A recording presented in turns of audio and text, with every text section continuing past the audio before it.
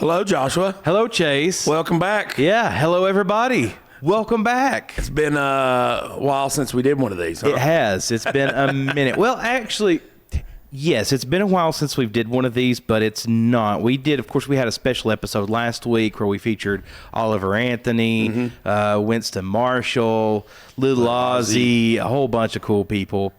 But it's been a minute since we've did the sit down Yes, it has podcast. been. It's good to be back. I like it. It is. This I've is the missed new this. studio, everybody. We're still in the process of building it out, so bear with us. It's a little bit bare right now, but bear with us. It's a little bare. It's bare, but we've got beer, cookies, drums, basically video games, TV, couch. Yeah. Basically anything dudes would need to have fun, pretty much. We got potato chips. Right. We've got soft drinks. We've got nutty bars and crackers. So we've got all the snacks. Drums, guitars. Gear abound. Oh, my Yes. God, at the amount of gear we have down Hey, I here. believe between the four of us, we've We've got enough gear to do literally anything. So just so everybody knows what's going on, so we rented a space that we're kind of doing a dual use sort of thing. So we put our band Saving Shirley. This is our rehearsal space and our kind of thing. Josh, you're doing the photography and the videography full time now. Full time, yeah. So hire me out if you need it. Congratulations, man. Thank you. That's a big move. Yeah, it was. Best decision I've ever made in my life. Hey. Yep. I love it, man. I told you I was proud of you. Thank you, man. I mean that. I apprite that. That's a big truly step. But hey, you're going for it, man. You're making it happen. So that's. I have to now. I don't have a choice. You don't really have a choice. Don't have a choice. Got to do it. But yeah, so I'm doing that full time. So anybody that needs any videography work, hit me up. Yep. And he's good at it too, as evidenced there. if you I'm getting saw the some of the B-roll from the video last week. That was all you. We got the what a weekend that was. Oh, God, Let's just talk dude. about that for a minute. Yeah. So we got and I think I said this kind of in the intro to the video, but we got the pleasure of being backstage, kind of helping with the green room and things like that, and all the production staff, and what a great, phenomenal group of people with that rural revival. Everybody that we met was just incredible people. Super kind. They were. It was a great time. It was. I said it last week, but I stand by it. That was the most tired I have ever been in my entire life. 100%. I was 100%. exhausted. I think I walked like 22,000 steps that day. Because not only did I do the festival, the music festival, like we were in the green room, I was setting up for the podcast, I was shooting B-roll, I was shooting photos, I was shooting drone work, I was doing all of that stuff. I had to leave at 2:00, drive all the way to Blowing Rock and do a photo shoot for a couple who got engaged, then drive back, go back, and I was there, I mean, we were there till up in, really late that night. Yeah, we were. And then all day the next day. Yeah, exactly. And all day, like you said, all day the next day. Yeah. We literally got Chris, Oliver Anthony. For any of you guys who don't know, his actual name is Chris Lunsford. So if we refer to Chris, that's who we're talking about. But Chris and Marshall, we just kind of waited them out. They were, Winston, come to find out, which I didn't know this until like Saturday night, Sunday morning time frame when I actually got home, that he's actually a podcaster himself. He's got a really big show. It was just on Bill Maher. I don't know if you saw that. Yeah, I did see that. Yeah, very cool guy. Very nice to meet him and his. I believe that was his wife. I don't want to be preemptive. I think that's his wife or fiance. But yeah, what an incredible weekend, incredible group of people, incredible time. But I don't know. I don't know how many more good things that I haven't already said that I could say about that weekend. But just, and I think I might have mentioned this in that episode too, but it bears mentioning again, is that that Saturday evening, but right before Oliver, Chris went on to play, we were kind of standing out front of the church. So the Ark Church in downtown. That's my mom and dad's church, and they kind of had the production in the front, and then the green room was upstairs where we were working. We'd walk downstairs and was kind of looking and waiting, and I realized that Laura and Josh and I were standing in the exact same spot that Laura and I stood and watched the whole town wash away. The flood happened. And in real time. I'm looking at this, and we're looking down the sidewalk there's the stage here, and then just this sea of people. And it just hit me right then, and Chris was standing there, and I grabbed him. I'm like, you don't have any idea how much difference 6 months makes. I said, we stood here and watched the whole thing, watch away, and then now we're looking at this. What a miracle. What an incredible thing. Yep. What an incredible thing. But thanks to everybody who put any sort of effort into that, and there were many. Jeff Harding, Spencer Bose, the Main Street director, put a ton of work into that. And countless other folks that I don't know that I could really name them all the volunteers that worked. Laura for doing her amazing catering and charcuterie stuff for the bands and things. It was an incredible time. Yeah. It really was. And thank you to Noah. You helped me out a ton. Yes, that you day. did, Noah. What did you think about it? I mean, it was kind of, for me, it was really surreal that our son of our town was doing something like that. I got to meet the guy. Yeah. Think what was it, a year ago? I'm like, oh, this is a cool song, and then I meet the dude who made it. That doesn't happen often. Especially not in Spruce Pine. No, not in Spruce Pine. Well, what was wild about the whole thing was just how everything came together so smoothly and so easily. And and he said in the podcast in his interview, and I tend to think this is why there's something to that. This was completely done with mom and pop stuff. There was no big corporate sponsors involved. And I think when you do away with that aspect, things run a lot smoother, seemingly. Now, I don't know. I'm not involved in the music industry on that level, obviously. But it seems to me like when you get these corporate entities involved, they tend to complicate things and overcomplicate things. Well, and I think they don't come, they're given a sponsorship in terms of whatever product they're pushing or whatnot. Right. But what really comes from that other than just a monetary amount? Yeah. You don't get it I loved the whole concept behind the Rural Revival Project in general is just something that I could not be more pro.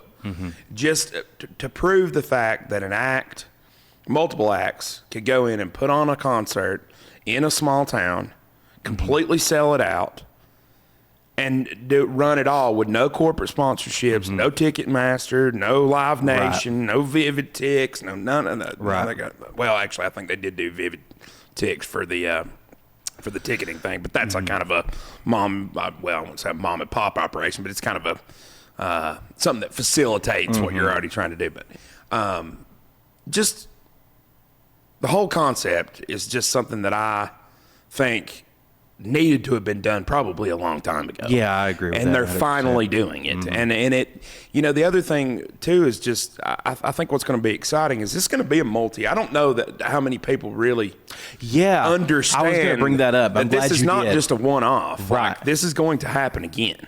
I think it's going to be a yearly thing is what they're trying to work towards. That was what I was told in the beginning when the meetings were first happening, and I was, slightly involved with those, is that the plan was from the beginning to make this at least for the next few years, to make this like kind of a yearly thing. And I believe Jeff told me that they had a meeting on the Monday after with their team again to kind of start planning for next year. And man, they're talking about a multi-day, festival that's next what I year. heard. Yeah. So that'll be really exciting. And also too, this was not something that got started to be planned a year ago. This was a 3-month really. It was thrown together very last minute. From the genesis of the idea to the actual show was like 3 months. And I mean, it couldn't have ran any smoother. I agree. And again, in large part due to the people involved.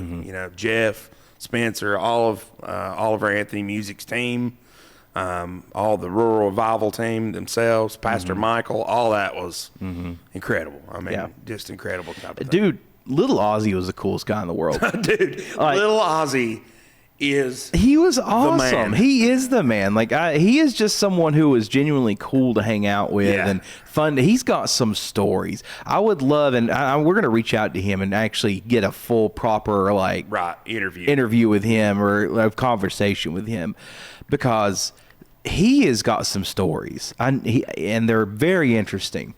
And I kind of started looking into him and stuff. He's been on this scene for a long time. I know. Long time. had got to meet Ozzy Osbourne and Sharon and all those guys, which, I'd like to hear some of that backstory. And, what was so funny is Spencer had mentioned to me before this, he's like, I don't know what they're thinking, but he's like, they want to do midget wrestling down on Lower Street for this. And he's like, I told him no. And now it all makes sense. Yeah, it because does. even I was like, what in the world? That's crazy. Wow. But now knowing that little Ozzy was involved, he's involved in that community, in He the is. whole Sure. midget wrestling community. And it's a big thing. I mean, so he's involved in that. And so now it all kind of makes sense why they were going for that, which I haven't seen Spencer, but I know Spencer had a lot on his plate. And I think the day of the concert, he just kind of, I think, left and went and took a little mini staycation or whatever because he was worn out. Because not only has he tried to plan this, and it was very last minute, but he's also got the Blacksmithing Festival, I think, coming up this weekend. Yeah. He's got the Hellbender Festival, which is taking. So he's got a lot on his plate. But I'm going to have to tell him, okay, there was a reason behind why that request was made, which I don't think he really understood. And maybe, just maybe, we should entertain that. Right, maybe we should entertain that. That would be exactly pretty awesome. Yeah. Pretty epic. So, going forward, just switching gears to the future of the podcast, we're going back to more of the heydays of Hollercast. Of course, we switched names back. We're Hollercast. We've listened. And I just want to say that I don't know what I'm doing. I have no clue what I'm doing with this podcast. Like I've never been a podcaster before. So the reason that we went through the rebrands and stuff is because I was like, well, I kind of felt like we were going to get pigeonholed, talking about only rural Spruce Pine, centric or Western North Carolina centric stuff. But I realized that after I branched out and we said, we're going to be, more general and maybe appeal to a broader audience, I realized that after doing that, trying to do that, it's not going to work. B, I have no idea. I mean, you don't know what you don't know. So clearly I have no idea what I'm doing. And I'm fully okay admitting that. But this show is for Spruce Pine. It's for at least the Tri-County area, and that's where we need to focus. That's where attention. we need to start. Yeah, and I think what we kind of talked about doing too is trying to diversify the content a little bit. We got out and did that for the Rural Revival thing and got those interviews, and I think you'll see more of that type of stuff. You will. More of us on the go. Yeah, I think is probably going to be more vlog style stuff. Now, of course, we'll still have the interview thing, and that'll be kind of our backbone, our bread and butter, I think. But you're going to start to see a lot more, especially now that you've kind of decided to take this on full time. Which, good Lord, I could not be more thankful to be involved with somebody like you that thank you. is capable of doing all this, because I'm just a talking head. I can play some drums, but that's pretty much it. I think you do more than you give yourself credit for. Well, thank you. And I'm learning. I mean, it's a learning process. Yep. That's the thing. I obviously don't know everything about all this video production stuff. I will learn, and until I die, I will learn about this stuff. But I love it. It's so much fun. It is, and it's a lot of fun. And even like the little. And I'm real bad maybe to get lost in the weeds of like color correction. And like when I was editing the Oliver Anthony stuff, I spent probably 3 hours going back and forth between different LUTs, which are color profiles for the footage, and being like, do I like it warmer or cooler better? Right. What are the midtones of the reds look like? I need to bring the greens down. And then I was like, what am I doing? Like, let's just put it out. Just stop and put it out. Yep. And it looked good. It looked fine.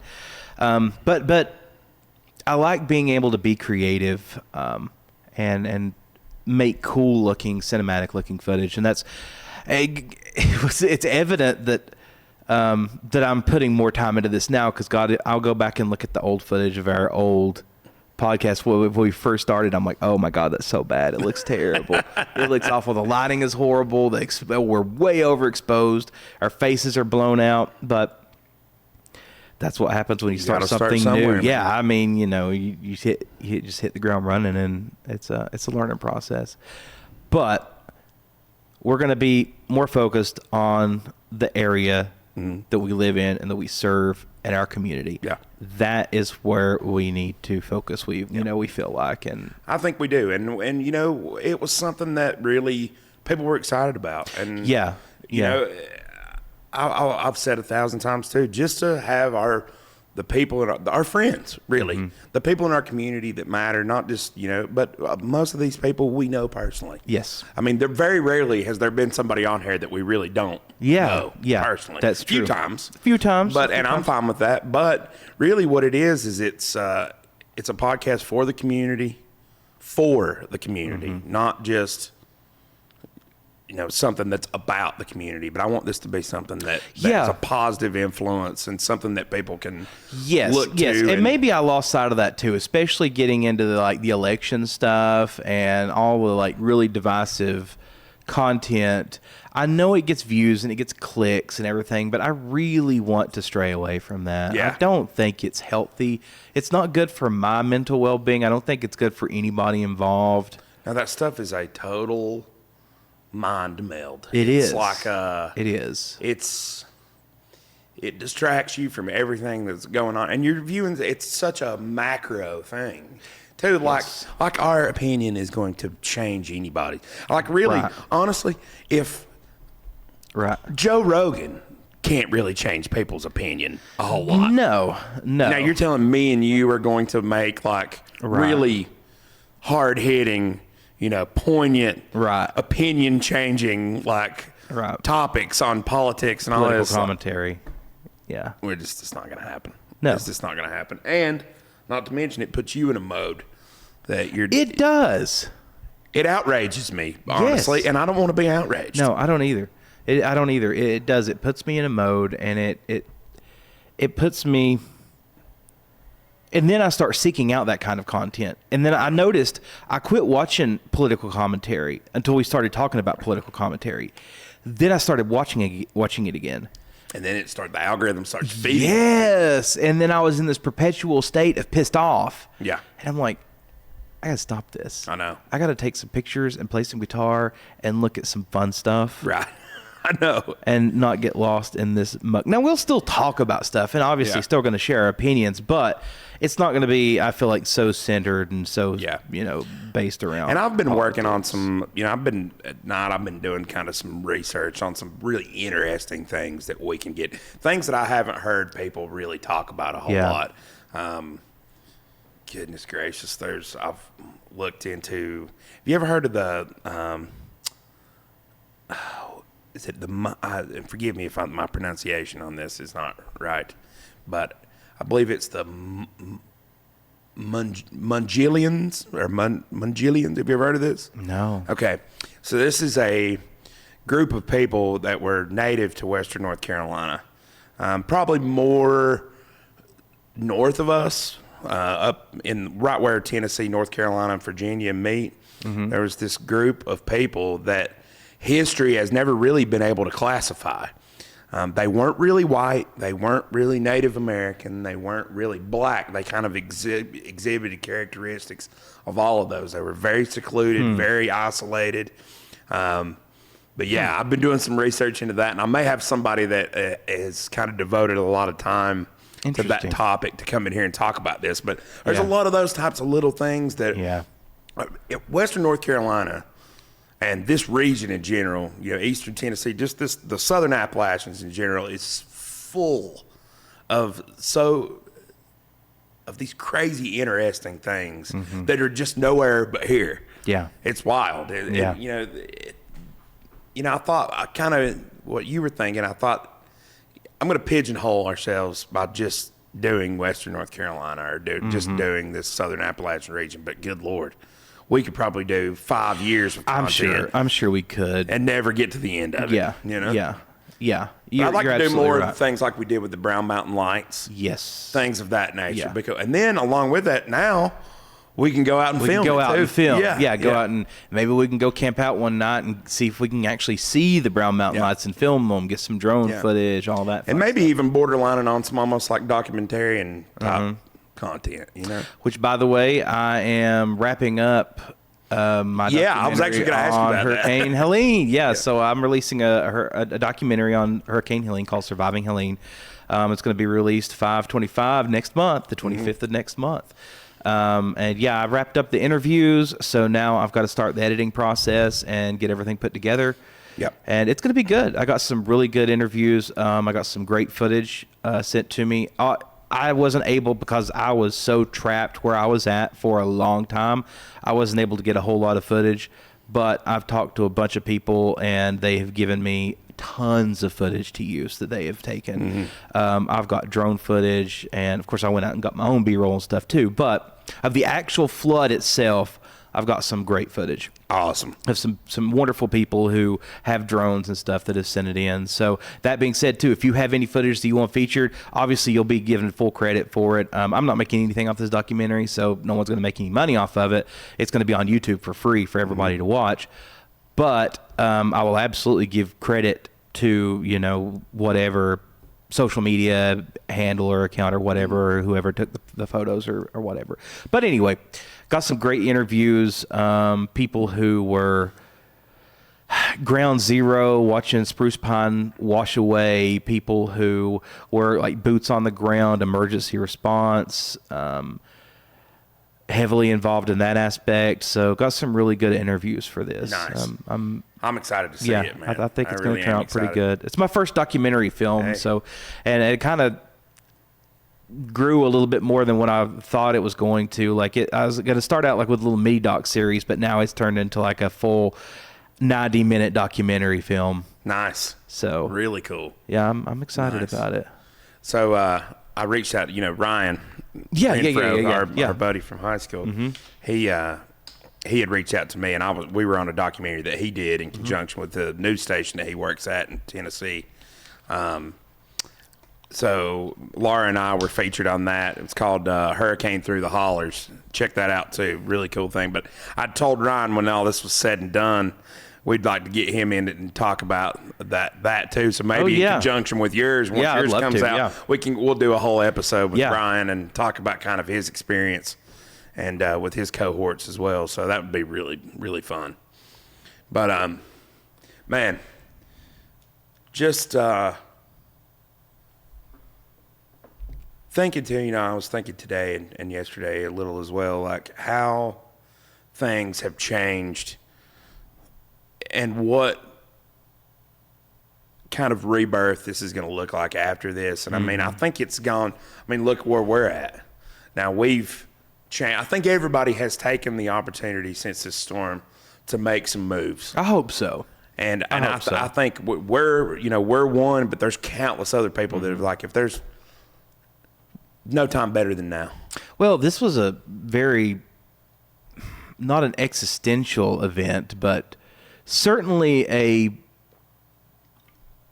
perspective altering event. 100%. I think a lot of people have internalized that. A life altering event. And after that happened, I was like, it's time for a change. It's time for a change. And here we are. We got work to do, man. We do. Again, sorry, the studio's not built out. We just wanted to get some content up here so y'all could see, like, we were excited about the new studio. So we got some sponsors, some new, some old coming back. We got several interviews lined up for the next week. I want to stop calling them interviews because they're all conversations. Yeah. We've got some awesome conversations lined up over the next little bit. So stick around. Hollercast is back. It's back, baby. Back. We'll wrap it up there. Let's wrap it up. Yeah, sorry this was a short one, but we just wanted to get on, kind of give you guys a little brief soiree into what's going on here. Yep. So, and let's plug the band a little bit. So Saving Shirley. yeah, Save It Shirley. So the 26th of this month at Capone's in Johnson City. Johnson If City. you guys are over that way or feel like coming out and watching some good local music, Please. it's going to be us, and 30-06 is going to Yep. play Chad Rose Band. Yeah. So they're going to open up for us, and we're Excited. looking forward to that night. Yeah, That that's should going to be fun. an awesome night. It's going to be a good 3-hour party. There you go. 3-hour party. And buddy, I think our party rock stylings are beginning to come together. I think so too. I think so yeah, I too. think it's going to be fun. Yeah, it's going to be a lot of fun. Everybody, you should be there. Yeah. Be there. Check it out. SavingShirley.com, right? Yep. And Is there a website? YouTube.com, Saving Shirley. Absolutely. Not shaving. No, I went into Shaving Shirley. Sean Connery. Shaving Shirley. That could be our crusty punk rock side project. Shaving Shirley. Saving Shirley. Yeah, we just finished tracking a new song, which the tracks are done now. They sound good. I think we landed on our next song that we're going to record last night, too, didn't we? Yeah. So, I'm excited about the new music video. If you guys haven't seen the last one, go check it out. We did Ocean Avenue by Yellow Card. We threw a house party, which we didn't even talk about that. We should totally talk about that. Yeah, we should talk about that. Yeah, absolutely. That was so much fun. But go check that out. It was a good time. We had a silly string and a cake fight, and it was, yeah. I'd like to do more of that. We will. That was neat. We will. It was neat. But all right, everybody. Thank you so much. We love you all. We're glad to be back, and we're glad you're back. And if you made it this far, please give us a like. Yep. Subscribe if you haven't already. Maybe donate some Bitcoin. No, I'm just kidding.